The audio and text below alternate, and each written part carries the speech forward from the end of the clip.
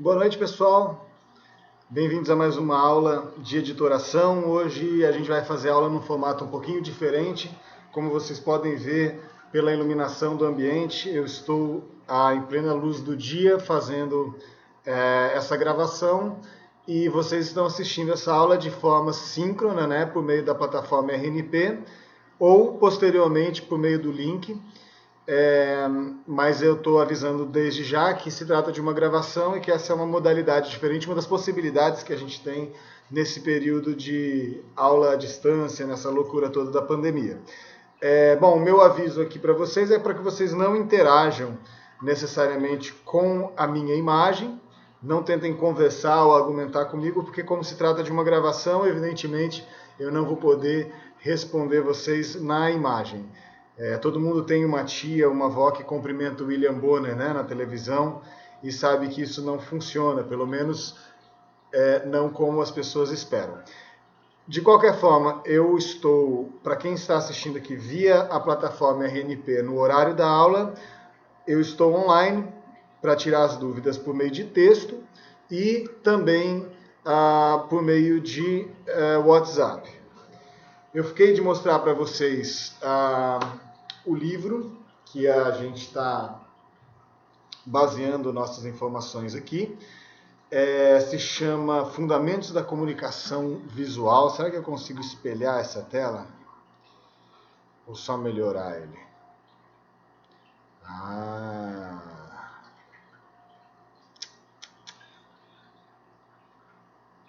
Não.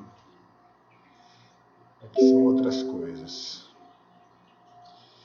Bom, Fundamentos da Comunicação Visual, leiam ao contrário aí, usem a habilidade da dislexia, do Bo Bergström, que é um cineasta sueco, se não me engano, é um livro fantástico. Ele sabe Casa de Gente Rica, que tem aquele tapete bem peludão e uma mesinha baixa, cheia de livros, com fotos de viagens e tal, catálogos chiques. Esse aqui é um livro que funciona dessa maneira, porque ele é tão bonito, a qualidade de impressão dele, a disposição das imagens, a qualidade do papel, o volume de conteúdo, como vocês viram aí nos PDFs que eu tenho mandado para vocês, que ele é um livro que poderia estar numa sala para ser lido como lazer e como descontração. De fato é isso que eu faço em casa, ele fica ali na minha sala e eu gosto, vira e mexe, de pegar ele mesmo quando eu não estou estudando, para folhear. Então eu recomendo pra caramba vocês comprarem o livro, mas infelizmente ele está fora de catálogo. Eu cheguei a comprar ele por R$80 em semestres anteriores com turma, agora ele está 150 na estante virtual, se não me engano, usado. E infelizmente isso não permite que a gente compre, ou que eu recomende seria um disparate.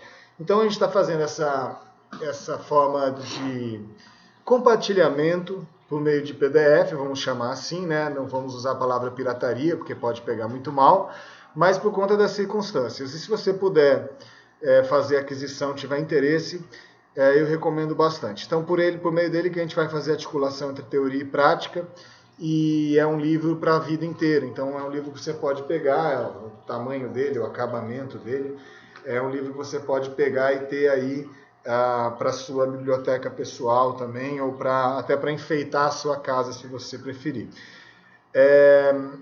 Hoje nós vamos falar um pouco, a gente começou, eu fiz uma mudança na ordem das aulas, decidi falar hoje um pouco sobre interação entre o mundo dos textos e o mundo das imagens. Passei o texto já para vocês já devem ter lido.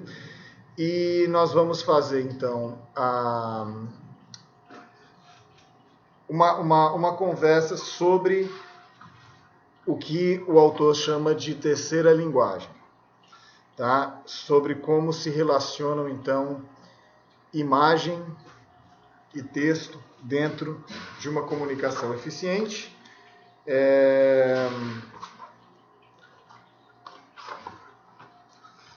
Para mim, talvez, o conteúdo mais interessante da disciplina. Geralmente, quando eu sou professor de planejamento gráfico, eu encerro a disciplina com esse tópico, Mas como a gente está numa pegada bem prática, eu achei interessante a gente trazer isso logo para o início das atividades, porque ela vai ser muito interessante para a produção de vocês. Ser explícito é algo terrível demais. Você pode decorar uma árvore de Natal com muito brilho, fitas coloridas, festões, bolas e luzes e tudo o que tiver a seu alcance, tornando-a radiante e esplandecente. Mas você também pode decorá-la somente com 3 fitas, 2 bolas e um pedaço de festão, e ela estará radiante da mesma maneira. Ser explícito demais é algo terrível. Você tem que deixar algo aberto para o público preencher. É assim que o autor inicia esse capítulo. E esse é o gancho para falar que a comunicação ela é um processo participante. E é interessante a gente pensar isso, sobretudo nessa era de comunicação de massa, ou na comunicação eletrônica de massas também, né, que é quando uma pessoa fala para vários receptores, imaginar que possa haver uma participação. Claro que quando você dialoga com uma pessoa, é natural que exista uma troca, uma interação constante. Mas quando a gente transmite um conteúdo para um público maior, como que seria e como que existiria uma participação? A origem da palavra comunicação, ela traz algumas pistas, né? Tornar comum, e só existe, então, na opinião do autor, e na nossa percepção também, uma comunicação de fato efetiva quando existe uma participação. E é nesse encontro entre imagens e textos que a gente tem o espaço mais interessante dentro da nossa comunicação jornalística para potencializar essa interação e essa participação do receptor. De forma geral, o receptor ele tem que contar parte da história. Você não pode entregar para ele uma história, seja ela por meio de texto ou por meio de imagem, pronta, mastigada. Ele vai participar dessa elaboração, completando lacunas, contando o resto da história, fazendo as conexões que você intencionalmente deve deixar para ele. De uma forma geral, imagens e textos são linguagens que competem entre si, que são, de certa forma, totalmente incompatíveis.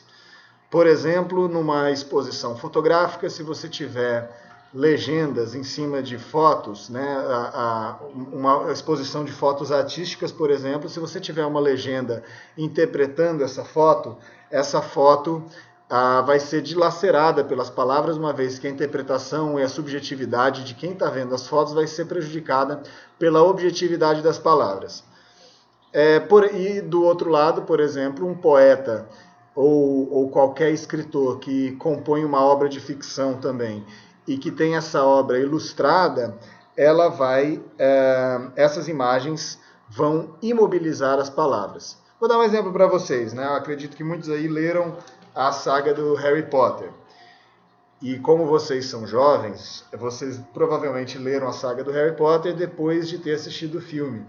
Então você traz para sua leitura a imagem que você viu no filme. Ou então você utiliza aquela imagem da capa do livro para imaginar a cena descrita pelo autor.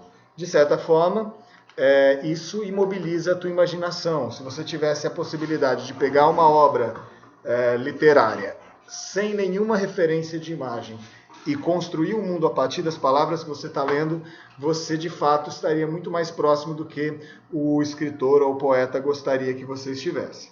Tá? Porém, por mais incompatíveis que elas sejam, elas têm uma origem comum. Elas são formas de se comunicar, são formas de codificação. Lembrem dessa palavra, formas de codificar uma mensagem, transformar essa mensagem em algo comum, e elas têm essa mesma origem, que é o signo. Vocês já tiveram algum contato, provavelmente, especialmente se vocês já tiveram qualquer matéria com o professor Maurício, que é apaixonado por semiótica, que é a área da comunicação que estuda, não só da comunicação, da psicologia, né, das ciências sociais de uma forma geral, que estuda o signo. Signo, evidentemente, não tem nada a ver com o zodíaco aqui no caso, Tá? O signo ele é o pré-requisito de toda a comunicação e todas as trocas humanas de pensamentos e ideias. Precisamos de um signo como meio de expressão para sermos capazes de transmitir e compartilhar nosso conhecimento, nossas ideias, percepções e informação. Então, a palavra ela é um signo, a letra é um signo, a imagem é um signo. Quando a gente constrói sistemas usando signos, as oportunidades são infindáveis. O que precisamos fazer como equipe, grupo, habitantes de um país ou continente é estar de acordo em relação ao que os signos representam, senão a comunicação se torna impossível. Então, os signos, eles são informações que têm como característica um significado em comum entre as pessoas que estão interagindo no processo de comunicação. A gente vai entender de uma maneira geral. Lembra daquele drama triangular que a gente falou na aula passada, em que existe uma intenção, o receptor e uma proximidade? É mais ou menos a mesma coisa. Quando você tem uma mensagem e ela é entregue para uma pessoa que aqui atua como intérprete, ele vai interpretar essa mensagem a partir de signos partilhados. Por exemplo, as letras escritas na língua portuguesa são um signo que são partilhados pelas pessoas que falam português, que leem português. E essa referência, o referente que é a língua portuguesa, a norma culta portuguesa, da língua portuguesa, é o que vai gerar, permitir que esse processo de comunicação ocorra. Ok, professor, mas o que isso tem a ver com o mundo das imagens e das palavras? Os signos, eles têm basicamente 3 níveis de aproximação entre o símbolo, ou o signo em si, e o que ele quer se referir, e o referente, ou seja, a realidade. O ícone, de acordo nas palavras do autor, ele representa semelhança, referindo-se a um signo que retrata o objeto como fogo, um pássaro, uma mulher ou um homem. Então veja aqui, a gente tem um ícone, A gente usa muito a palavra ícone para a balada aqui de Boa Vista e também para falar sobre os links para os aplicativos numa tela inicial. Mas o ícone originalmente é essa imagem ou uma representação simbólica que faz que busca uma semelhança máxima com aquilo ao que ela se refere. Então aqui vocês estão vendo um ícone do fogo. Por sua vez, o índice, ele representa uma relação de proximidade. Ele mostra uma parte do todo, ou indica alguma característica do objeto, como fumaça, A gente tem aqui, não sei se está com uma resolução tão boa, mas uma fumacinha aqui onde há fumaça, há fogo. Então a gente poderia representar ou se referir à realidade fogo por meio de um índice da fumaça. E o símbolo, por fim, ele já é bastante dependente de existir um acordo entre as partes. No caso, o acordo entre as partes é que essas letras, esses risquinhos aqui formam letras, que essas letras juntas formam sílabas, formam sons, e que essa palavra fogo significa o que a imagem mostra, ou a realidade quente e flamejante do fogo. O símbolo, ele não tem nada em si. Se você pegar aqui um malaio, um chinês, e ele olhasse pela primeira vez esse fogo, essa palavra, ele não ia ver nada. Ele ia ver 2 bolinhas, uma outra, os outros rabiscos sem sentido nenhum, assim como a gente muitas vezes vê outras línguas e outros ideogramas orientais sem entender absolutamente nada. Não ia ter nada que referisse a fogo para uma pessoa que não falasse português ou que não fosse, pelo menos, ocidental. Já o ícone e o índice, eles serviriam de uma forma um pouco mais global, porque elas se referem de uma forma direta. Porém, elas não têm como abarcar descrições sobre esse fogo, onde ele está, qual a temperatura, o que ele está causando, enquanto o símbolo, fogo, o símbolo que é a língua escrita, ele tem um potencial muito grande de esmiuçar e de se aprofundar em relação à realidade que ele descreve, ou seja, em relação ao que ele se refere. Então aqui nós temos 2 sinais de trânsitos que são comuns em muitos países. Eles são simples e claros e as pessoas aprendem, ou já conhecem ou aprendem o seu significado. Mas há quem se opõe a esse caso. Como você saberia se tem permissão ou não para dirigir uma moto ou um carro? Tá? Então, assim, existem diferenças, por exemplo, nas placas de trânsito, nos padrões de um país para o outro. Mas, de uma forma geral, sem você conhecer a língua do local, você apenas compreendendo o que significa cada uma vez, ou a lógica que está por trás delas, você pode dirigir em um outro país sem grandes dificuldades, tá?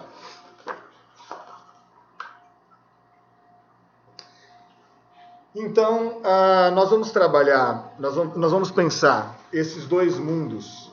O mundo da linguagem escrita, que é o mundo dos símbolos.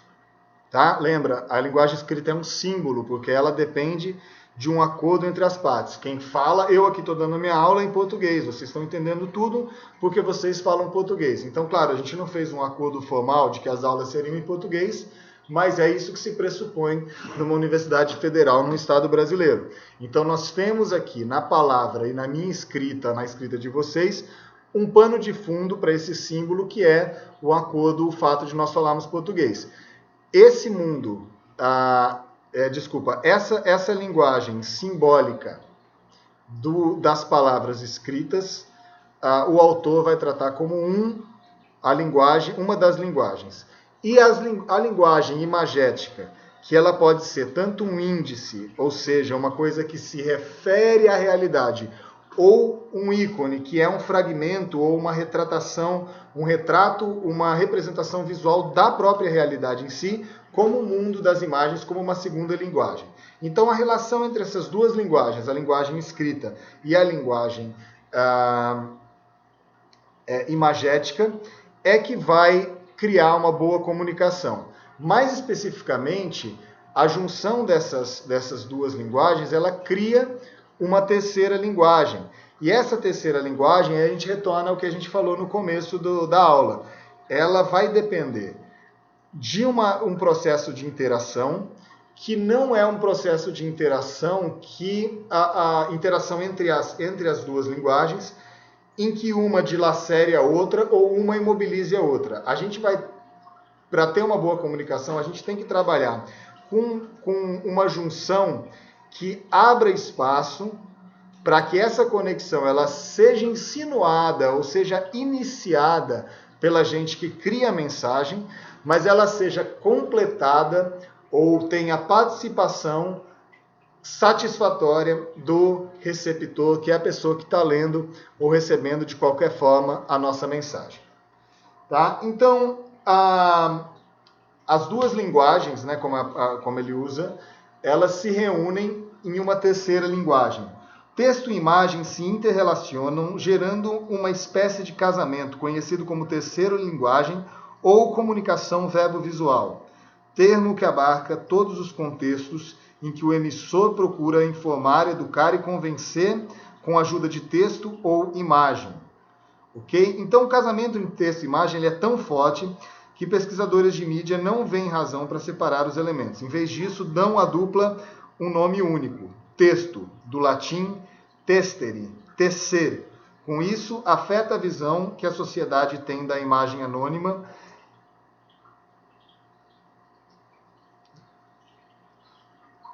Como isso afeta a visão que a sociedade tem da imagem anônima é difícil dizer. Então, até o autor argumenta aqui que a ideia de texto tem a ver já com essa tessitura, né? com essa junção aí. E é muito interessante que aí a gente sempre vai para o lado da psicologia, que para ajudar a gente a entender a importância e os caminhos que o design ele percorre. Tem uma informação um pouquinho mais para frente no texto, que é o seguinte, que a nossa memória, depois de 3 dias, ela vai reter mais ou menos 10% do que a gente leu, aproximadamente 20% do que a gente viu. Porém, quando você tem contato com uma mensagem que tem texto e imagem, a nossa capacidade depois de 3 dias é de 70% de absorção e de memória. Ou seja, a mensagem de texto e imagem, ela é poderosíssima. Ela tem um potencial muito grande de aprendizado, de ensinar. A gente trabalha com ensino, né? A gente comunica uma mensagem para que ela seja aprendida pelo receptor. Muito maior do que cada uma dessas linguagens separadas. Isso ocorre em grande parte porque a gente viu na aula passada, naquela atividade interessante sobre o que as imagens causam na gente, né? Que o mundo das imagens, a linguagem das imagens, ou seja, dos índices e ícones, eles percorrem um caminho muito direto para as nossas emoções, eles afetam a gente de uma forma muito mais descontrolada, né? E eles estão relacionados a um hemisfério do nosso cérebro, que é o hemisfério direito. Deixa eu ver se eu acho aqui. Opa! Ao hemisfério direito, que é um hemisfério onde se concentram mais das nossas emoções, né? Algumas pessoas têm esse hemisfério direito mais desenvolvido, de uma forma geral, esse povo de humanas, né? A galera jornalista, poetas, artistas, enquanto o hemisfério esquerdo ele é muito mais, ele representa mais as nossas conexões e sinapses relacionadas à compreensão sistemática e interpretação, entre outras coisas, do texto. Então, são dois lados do nosso cérebro e que a mensagem que percorre esses dois lados do nosso cérebro consegue enlaçar muito mais a nossa memória, a nossa cabeça e ser muito mais eficiente como processo de aprendizado. Então, uma forma aqui de observar se uma mensagem ela é eficiente enquanto terceira linguagem, ou seja, se a interação entre imagem e texto está criando uma possibilidade de participação do receptor e ela está interessante, é tampar um dos elementos e verificar que eles isoladamente não dizem nada.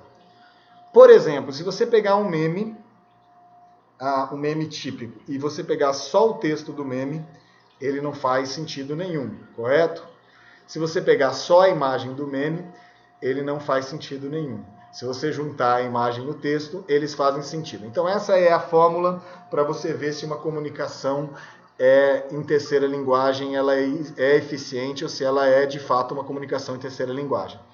Um parênteses aqui, quando eu comecei a preparar esse material, né, sistematizar essas disciplinas, a ideia do meme ainda era uma coisa muito incipiente, né? E hoje o mundo, especialmente o Brasil, ele é praticamente guiado por memes, né? E o meme é um exemplo fantástico da terceira linguagem. Vamos fazer uma busca arriscada aqui por memes.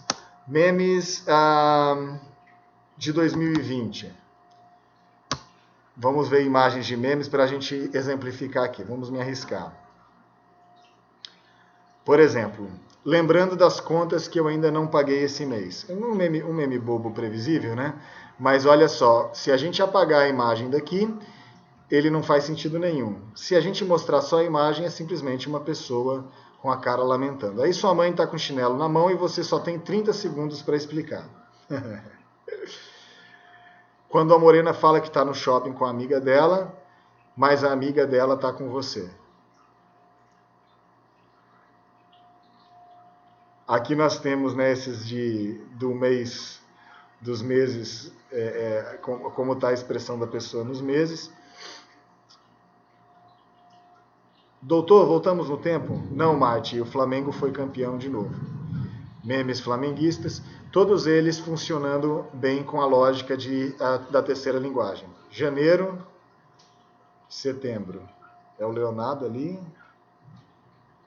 Caraca, o que ele fez em setembro? Não acompanhei. Aí aqui nós temos uma aí da personagem, da Dona Hermínia, né? Personagem do Paulo Gustavo. Define algumas pessoas como apanhou pouco quando criança, e a Dona Hermínia com a mão esticada. Então, realmente, os memes, eles são, apesar da gente ter pegado memes muito fracos aqui nesse exemplo, porque não fazia parte da minha aula originalmente, mas os memes, eles são um exemplo de como a terceira linguagem é eficiente. Tanto que hoje, as novas gerações praticamente só conversam sobre memes e só interagem com memes, né? Você pega... Aí vocês sabem melhor do que eu, né? Tem muita gente que praticamente não conversa. E as figurinhas do Instagram vieram também nesse mesmo sentido. porque elas são mais... Por que as pessoas conversam por figurinhas no Instagram em vez de escreverem as coisas e mandarem fotos? Porque as fotos, as figurinhas, elas reúnem, a maioria delas, o texto e a imagem de uma forma geralmente engraçada, mas que reforça bastante aquilo que está sendo dito. As figurinhas eu, infelizmente, não vou mostrar para vocês, porque as minhas figurinhas elas são censuradas. Por algum motivo, eu recebo tanta figurinha não publicável e eu salvo tantas delas que, infelizmente, eu não posso utilizar como professor. Mas vamos voltar ao exemplo do livro aqui. Nós temos uma mensagem em texto aqui que é o seguinte: se você vir algo, diga algo. Essa mensagem diz alguma coisa para vocês? Lembra, não responde porque isso é uma gravação, né? Então, vocês não precisam responder uma gravação, isso é uma coisa de gente que não sabe lidar com tecnologia. Ela não diz nada, ela é uma mensagem solta que poderia ter 1000 contextos aí, que ela essencialmente por si só não diz absolutamente nada. Por outro lado, se você visse essa foto, que é uma foto de um ônibus, daqueles ônibus ingleses de 2 andares, se não me engano, é isso aí, ele está destruído, provavelmente por uma explosão, alguma coisa que a única informação que eu tenho é que é um ônibus londrino destruído. Não sei sobre o que é e do que se trata. Também não serve como uma linguagem, uma informação por si só. Essa mensagem, essa imagem não informa nada para mim. Porém, a reunião desses dois elementos, se você vir algo, diga algo, e a foto de um ônibus explodido por terroristas em 2006, se não me engano, ele diz algo que é uma campanha antiterrorismo, uma campanha por informação que incentiva as pessoas ali de Londres a reportar para a polícia ou para as forças competentes qualquer coisa estranha que elas viram. Aqui está uma representação do cérebro, que não está no livro, uma coisa que eu peguei aqui. Como o nosso lado esquerdo está ali cheio de biombos com computadores, né, trabalhando no processamento dessas mensagens textuais, né, que uma característica interessante é que o texto ele consome muito tempo nosso. A gente demora um tempo para fazer uma leitura. Vocês leram o texto que eu mandei para vocês, eu tenho certeza que todos leram, porque vocês são excelentes alunos, todos vocês. E vocês também viram as imagens. Vocês já sabem que uma imagem ela demora muito menos tempo para você observar. Ela é um processo muito rápido. Então, outra coisa muito legal da interação entre imagem e texto é que ela padroniza o tempo. Você fica com o texto e a imagem na sua frente por um tempo igual, uma vez que eles estão entrelaçados, eles estão tecidos aí numa terceira linguagem. A leitura ela cansa, ela precisa ser decodificada e processada. A leitura confere ao receptor um bom controle da mensagem. Ou seja, uma coisa que você lê, você consegue processar racionalmente, e mesmo que seja uma informação pesada, né, você consegue administrar emocionalmente e racionalmente essa mensagem. Imagina uma notícia de que uma pessoa querida faleceu. Essa mensagem ela poderia chegar para você por um texto, por exemplo, né, um telegrama, sei lá, uma comunicação, um e-mail relatando. Isso teria um peso. Agora, se chegasse uma foto de um grupo de WhatsApp mostrando essa mesma pessoa querida atropelada ali na Villeroy, né, com as vísceras de fora, isso seria muito difícil de processar, porque ela não teria esse controle que o texto oferece. A imagem, ela está baseada principalmente na irracionalidade e na intuição, né? Porque ela gera esse impacto na gente. Ela entra em um mundo que a gente não tem muito domínio, que é o mundo das emoções, né? Os ocidentais, de uma forma geral, toda a nossa cultura greco-romana e tudo que se desenvolveu a partir dali, a cultura eurocêntrica é muito centrada na razão. Talvez os orientais, africanos e outros povos tribais tenham mais capacidade de lidar com as imagens do que a gente. Mas nós, de uma forma geral, temos uma boa capacidade de lidar com a razão, mas as emoções elas não são organizadas. Então, quando a imagem bate na nossa mente, ela vai alcançar uma dimensão da nossa irracionalidade, da nossa intuição.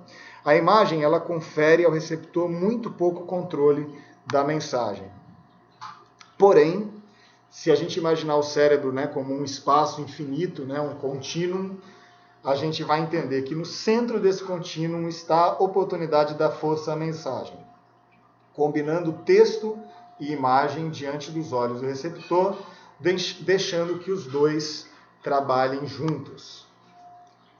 Enfim, a interação, harmonia e desarmonia, ancoragem ou relé. Eu não sei por que eu coloquei na ordem contrária, mas como vocês já devem ter lido, a harmonia e desarmonia, ela se refere a, no caso da harmonia, a uma redundância entre a informação textual e a informação imagética, e a ancoragem, a desarmonia se refere a um espaço entre uma diferença entre uma mensagem e outra que é preenchida pelo receptor, como os memes, por exemplo, né? Os memes são entendidos a partir de uma relação que a pessoa que vê, né, cria entre as duas imagens. Por isso que muitas pessoas, especialmente pessoas idosas, não conseguem entender a relação da Gretchen com as informações daquele meme dela. Tá? E a ancoragem em relés é uma informação que talvez vocês já tenham visto em foto, que é uma teoria do Roland Barthes, né, sobre a relação do mundo das fotos, das imagens, com o texto, que é basicamente a mesma coisa. A ancoragem é quando você tem um texto que, como uma âncora, né, ele prende a imagem àquela interpretação. Então, ela restringe a forma de você interpretar uma imagem, enquanto o relé ele vai fazer o contrário. Vai ter uma distância entre uma coisa e outra, e esse espaço aqui ele é totalmente livre para o receptor. E ele é, já adiantando, o espaço mais interessante para a nossa comunicação, para a comunicação jornalística, para a comunicação de uma forma geral. Tá? Vamos falar um pouquinho sobre eles. A harmonia, ela funciona muito bem, por exemplo, em um manual, em que aqui provavelmente está escrito em alemão ou em sueco, sei lá, que bosta é essa, mas se trata de uma sequência de técnicas de utilização de velejo, né? Técnicas de velejo. Essas técnicas de velejo, elas precisam ser descritas textualmente e ilustradas de maneira redundante, de maneira harmoniosa, porque você precisa mostrar exatamente a posição. Eu estava aqui preparando a aula de vocês e vendo um manual de como montar o filtro da piscina lá da minha casa, a piscininha de plástico que tem um filtro agora para não ficar podre a água. Mesma coisa, você tem as partes e a descrição, o nome, como cada uma funciona, texto e imagem sendo redundantes, tá? Contudo, isso daí geraria, se fosse, por exemplo, na comunicação jornalística, o que a gente vai chamar de harmonia irritante, ou uma redundância que acabe repetindo aquele pecado lá do começo do texto, que é ser explícito demais. Na prática, então, essa harmonia irritante ela vai acontecer quando o texto for nada mais, nada menos que uma descrição da foto. Isso praticamente não faz muito sentido dentro da comunicação jornalística. Até para arrumar um exemplo, seria difícil. Porém, nos últimos anos, se não me engano, no último ano, uma iniciativa muito interessante, inclusiva, que se chama Pra Cego Ver, começou a trabalhar dentro dessa hashtag nas redes sociais, principalmente no Instagram, com legendas que que podem ser lidas por máquina, né, por computadores, que descrevem a imagem para que pessoas deficientes visuais consigam enxergar essa mensagem, né? Eu vou abrir aqui para vocês um exemplo. A Folha de São Paulo, se vocês não seguem ainda no Instagram, vocês devem seguir. E essa daqui é uma matéria, vou subir aqui um pouco para vocês verem, que é sobre aquela injúria racial que a menina da Pizza Hut acusou o Asif, né? Então aqui é uma foto dele com uma cara bem arrogante, né? Então essa imagem foi selecionada para trazer essa carga assim de afrontoso, né? Isso daqui está na imagem, é o que a gente pode ver na imagem, é o que me causa, pelo menos, e em seguida a informação que a atendente da Pizza Hut, localizado no Shopping Brasília, registrou na polícia um boletim de ocorrência contra Frederico Wassef por injúria racial. E aí, para cego ver, você tem aqui. A foto mostra o ex-advogado do presidente Jair Bolsonaro sem máscara em um aeroporto com um celular na mão. Ele veste um terno cinza, camisa branca e gravata azul claro.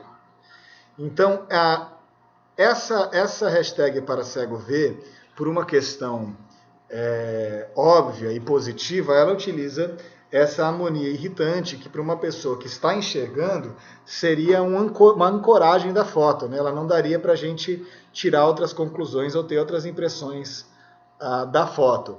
Mas como é para deficientes visuais, então é bem legal que se faça isso. Por outro lado, né, ou ao mesmo tempo, aqui a gente já tem um exemplo do que seria uma desarmonia, que é o que a gente procura. Né? Jornalistas, não é porque a gente gosta de tretas e polêmicas, mas é porque, para uma comunicação interessante, nesse limbo, né, nesse contínuo direita e esquerda do cérebro dos nossos leitores, a desarmonia é uma coisa que a gente deseja. Então vamos pegar a mesma matéria aqui. Eu não tenho uma foto do Flávio Wassef com um balãozinho xingando, né, a moça que ele chamou de macaca, de acordo com a acusação, e ele não está na Pizza Hut interagindo com a moça. Aí sim você teria uma representação, um ícone, né, do fato em si. Na verdade, a gente tem uma foto dele em outro contexto, porém com uma cara de afrontoso, de mala, babaca, que é. E a informação ao lado não fala sobre a foto, fala sobre o caso. Só que a nossa percepção do fato, vendo essa cara de babaca dele, ajuda a gente a perceber a gravidade e a babaquice de um cara desse. Se vocês concordam ou não, a gente pode tentar ver isso em outros contextos, né? Eu acho que eu tenho algumas aqui da... Opa!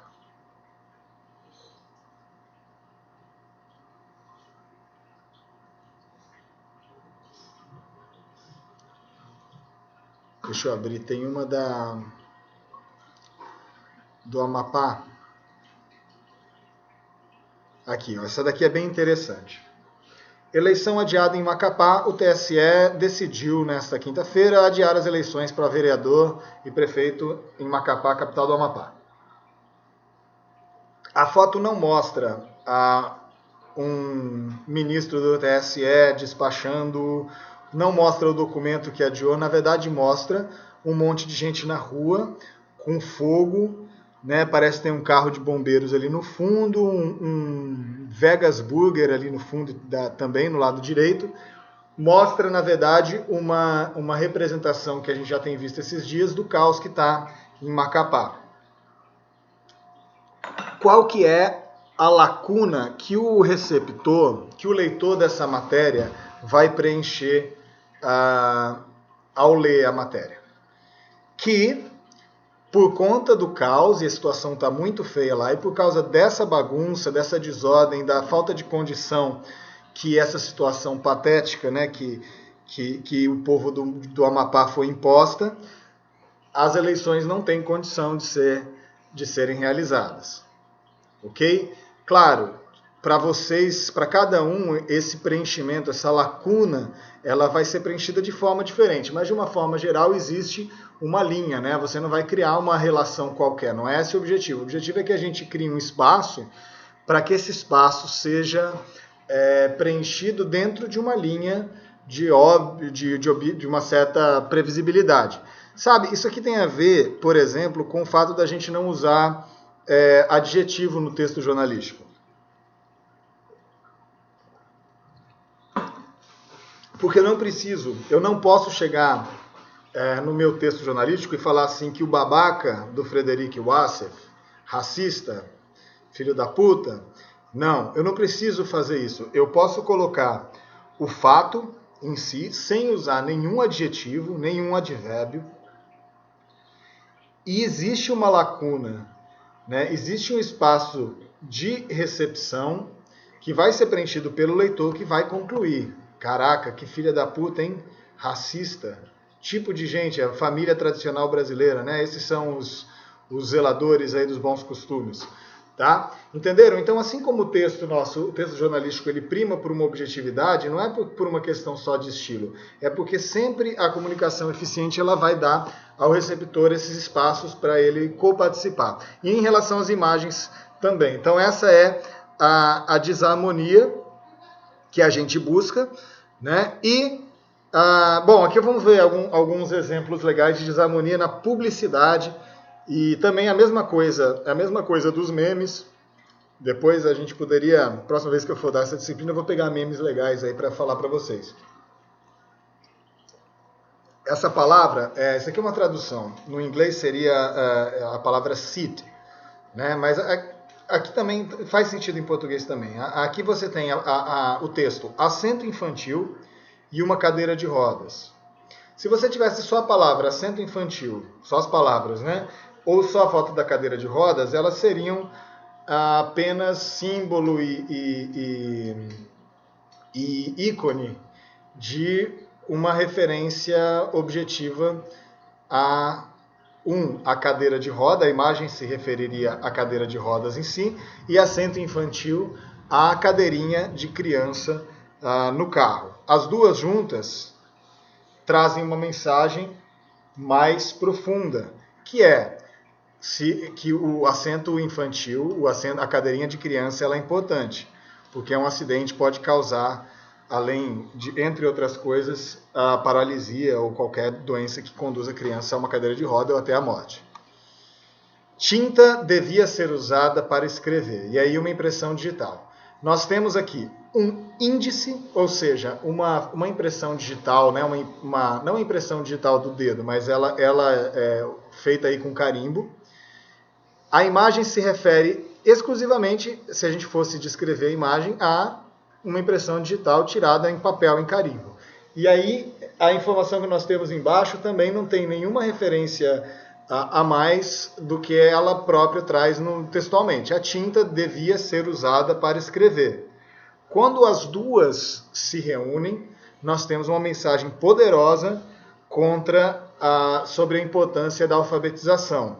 Afinal, a impressão digital é a forma como os analfabetos costumam fazer a sua assinatura. Aqui eu cortei um pouco o texto, né? Está dizendo, dominamos os ladrões de bicicleta. Então, se trata de uma matéria sobre o fim dos roubos de bicicleta em um determinado bairro, aí, se não me engano, na Europa, na Noruega, se não me engano.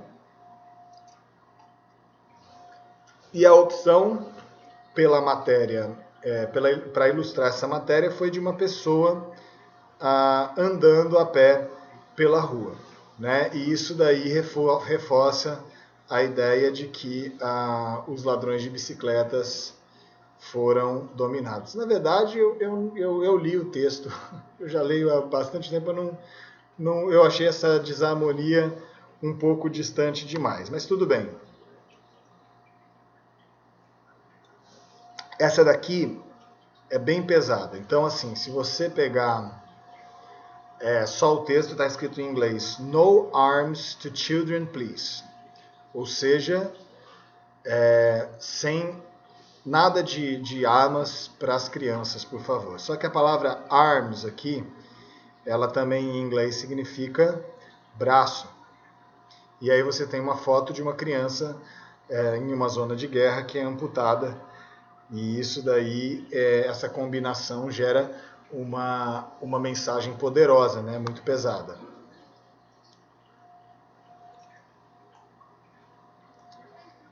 Absolute obsession.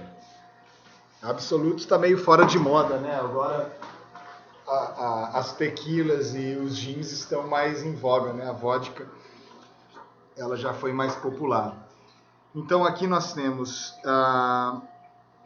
por exemplo, se você pegasse nessa publicidade só a palavra Absolute Obsession seria a obsessão absoluta, você não traria nenhuma informação, né? Seria só uma frase solta. E o formato da garrafa de Absolute, desenhado com esses tênis, provavelmente em uma campanha relacionada à corrida, será? Ou à compulsão por ter muitos calçados também, pode ser. Não sei do contexto, mas ela gera... A imagem com o formato da garrafa gera uma relação entre a palavra Absolute com a bebida vodka Absolute, que seria um absoluta, né? Essa daqui é muito legal. Deixa eu ver se eu consigo expandir a área. Mudar um pouquinho aqui. Ok. Nós temos um cara... Se eu tirasse a imagem aqui, ó, nós temos uma pessoa com uma bomba de combustível, né, com aquele material da bomba de combustível colocando na cabeça como se fosse se matar. E aí a informação textual que é: ou compre um Volkswagen. Então, assim, essa informação, ou compre um Volkswagen não quer dizer nada, e um cara tentando se matar numa bomba de combustível, a princípio não quer dizer nada, ou no máximo, forçando a barra, dá para entender talvez que combustível é caro. Aqui nós temos uma informação bastante interessante de que os carros da Volkswagen são econômicos e gastam menos combustível e vão te dar uma economia para te ajudar aí nessa vida de pobre que todos nós temos aqui. Legal, aqui... Bom, deixa eu voltar aqui para a imagem na tela. Basicamente é isso. Se vocês leram todo o texto, a gente tem outras informações importantes que eu passei aqui para a gente não ficar numa redundância, para aproveitar o tema da aula. Nós temos também, é importante falar, a harmonia, a desarmonia demais, que é quando você coloca uma imagem e um texto e não faz sentido. Isso também acontece no mundo dos memes, ou muitas vezes tem alguns perfis que gostam de caçar likes, ou gostam de fazer você ir lá para ler os comentários para tentar entender. É muito comum acontecer do texto e a imagem não terem relação. E aí quando as coisas estão muito diferentes, são muito distantes entre si, não existe um processo de tornar comum. Aí existe um distanciamento que não é positivo. E aí a gente chega numa parte, um processo de interação de imagem e texto que é muito importante no jornalismo clássico e continua sendo. Vamos pensar então em duas aplicações bem objetivas do que a gente trabalhou hoje para o jornalismo. Nós vimos exemplos do jornalismo, mas vimos também da publicidade, da comunicação social de uma forma geral. Legal botar na cabeça, né? Por exemplo, a gente tem na turma aí o Marcos, que é da área de relações públicas. A gente tem que entender que a comunicação social, ela já não é tão fragmentada assim, né? A distância entre as áreas, as fronteiras entre as áreas são cada vez mais fluídas, né? Então, a gente não precisa necessariamente sempre pensar exclusivamente nas aplicações jornalísticas. Mas, claro, é o nosso foco ainda temos esse foco. Então, as duas coisas que a gente pode pensar bem objetivamente. O jornalismo hoje, nas redes sociais, especialmente no Instagram, ele é baseado no que antigamente se chamava de fotolegenda, que eram aquelas matérias que tinham nos jornais também, em que a foto ela tinha mais destaque que o conteúdo textual. Então a gente pode observar, sem muita polêmica, que o advento das redes sociais, o advento desse ritmo mobile de ler as coisas, de deslizar com o dedo, né? Até relacionamentos, a gente vai para a direita ou para a esquerda, você dá match ou não dá match, a informação ela vai passando rápido. E nesse contexto a imagem ganha um peso muito maior do que tinha nas comunicações tradicionais, né? A gente viu lá naquele primeiro texto que eu passei para vocês como era difícil colocar foto, você tinha que ter um clichê. Antes tinha estilogravura, que era praticamente um carimbo, era uma coisa entalhada lá com a cara de Dom Pedro, aí tinha uma fotinha de Dom Pedro, negócio tosco, e as imagens têm ganhado espaço. O texto ele tem perdido esse espaço por conta do ritmo, né? Como a demanda que a imagem tem, a demanda, as empresas querem que você gire sua timeline, gire seus stories, né? Funciona assim, até tenho, depois eu vou disponibilizar no grupo para vocês aquele filme Dilema das Redes. Eu tenho uma cópia para socialização de informação entre pessoas interessadas, para quem não tiver Netflix. Então, existe um interesse por parte dessas empresas que gerem as redes sociais que você gire e acesse conteúdo. Basicamente, eles estão observando e extraindo o teu comportamento para te vender as coisas.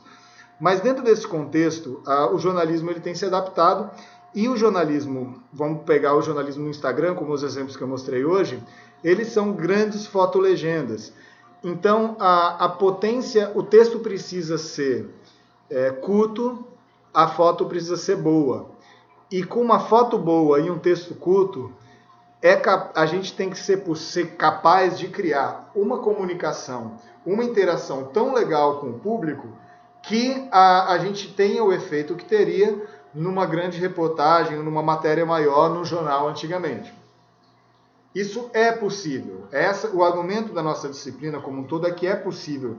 Um bom trabalho entre essas duas linguagens pode fisgar muito melhor o leitor. Lembra aquela informação que eu passei? Digamos que você tem um texto grandão, uma matéria grandona sobre um assunto. A pessoa vai ler isso daqui e depois de 3 dias ela vai ter retido apenas 10%. Se você tiver um texto menor, com uma boa interação com foto, fazendo essa conexão instigante, gerando essas lacunas e tudo mais, qual o efeito vai ser? Que a captação disso daí vai ser em torno de 70%. Então, o que a gente quer dizer é que ao fim de 3 dias, pode ser que dê na mesma uma pessoa ler um texto grande, com mais informações, e um texto mais rápido, com esse poder que o mundo das imagens também agrega ao conteúdo, à mensagem. A segunda forma, eu vou colocar aqui, ela é mais clássica, na verdade.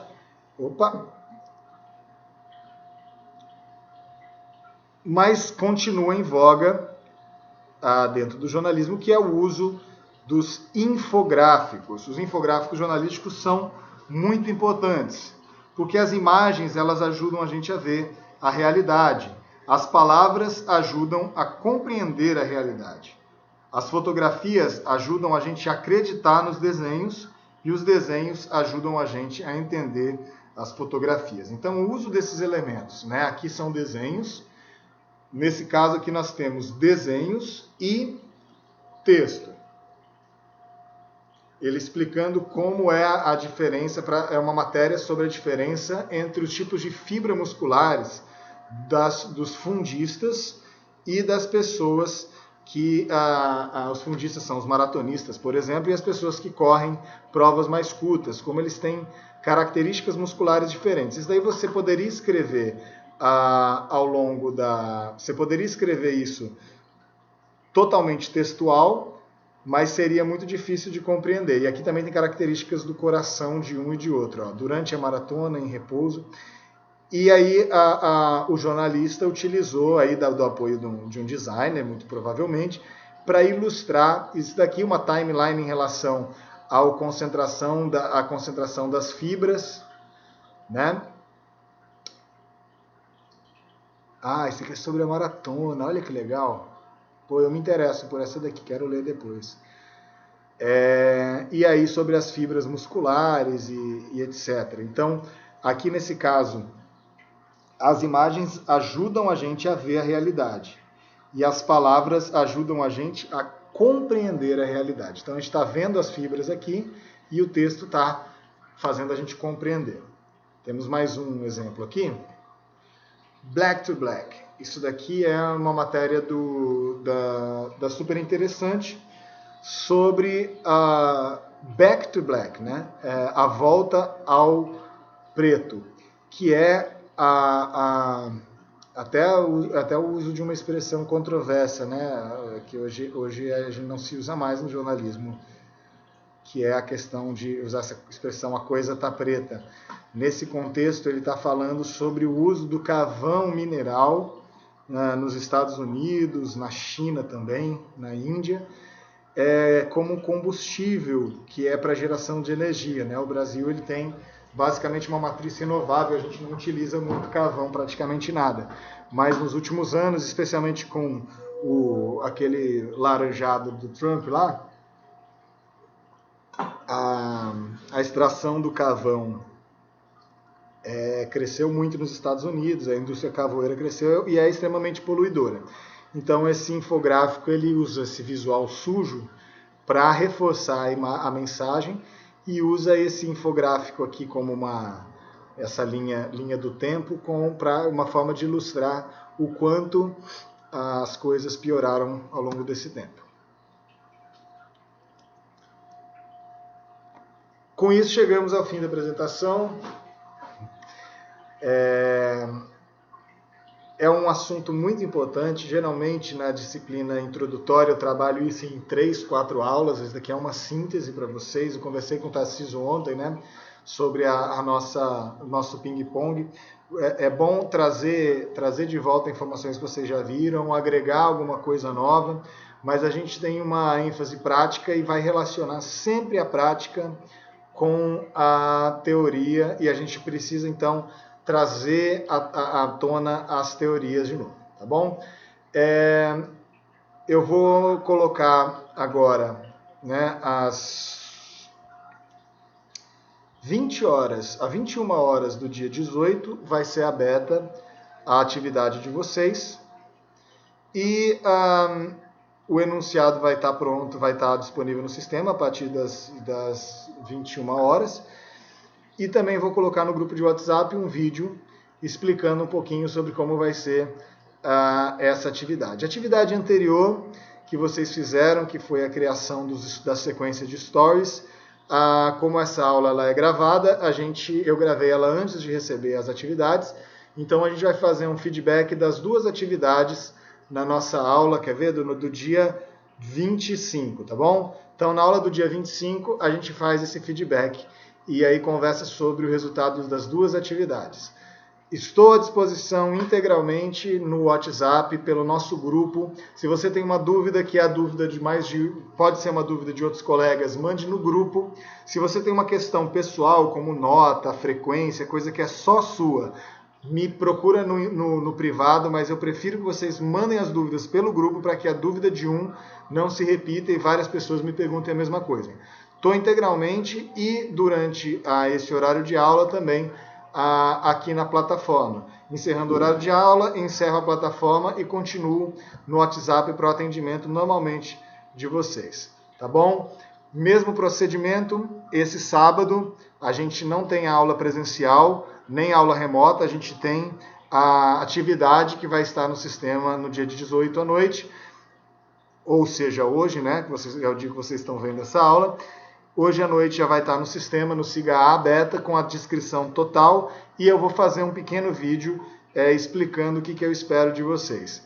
Essa daqui é a casa dos meus pais, ó, tem um aquário bem bonito aqui atrás.